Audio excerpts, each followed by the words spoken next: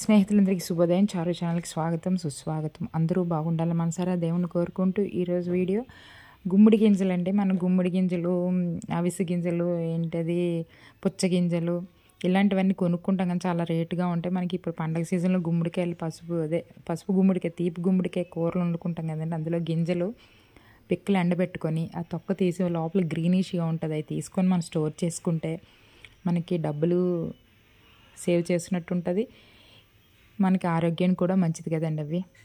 అలాగే next summer వస్తుంది కదా, సమ్మర్లో వాటర్ మెలన్ వస్తుంది కదా, అందులో బ్లాక్గా ఉంటాయి. అవి కూడా ఎండబెట్టుకొని ఆ పై తొక్క తీసి అది కూడా వాడుకుంటే మంచిదండి. మనం నానబెట్టుకొని తింటాం, లేకపోతే మామూలుగా డైరెక్ట్గా తింటాము.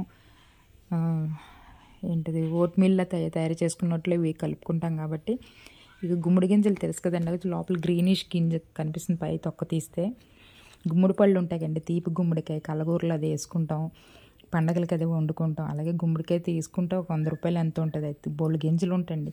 ముదిరి గుమ్మడికాయ తీసుకుంటే గింజలు కూడా ముదిరిగా పిక్క కట్టు ఉంటాయండి. చూస్తున్నారా వీడియోలో చూపించిన మాదిరిగా. ఆ గింజని మనం స్టోర్ చేసుకుంటే బాగా ఎండబెట్టేసి తొక్క తీసేసి మళ్ళీ ఒకసారి ఎండబెట్టి స్టోర్ చేసుకుంటే మనకి హెల్త్కి మంచిదే కదండి. మనం బయట కొనుక్కుంటే చాలా రేటు ఉంటున్నాయి. ఇప్పుడు గుమ్మడి గింజలు, పుచ్చ గింజలు ఇలాంటివి తినమంటున్నారు కదా, మీకు కూడా ఐడియా ఉంటుంది. ఒకసారి ట్రై చేయండి. ట్రై చేసి ఎలా ఉందో కామెంట్ చేయండి, లైక్ చేయండి, షేర్ చేయండి, సబ్స్క్రైబ్ చేయండి, చేయించండి. Thank you so much.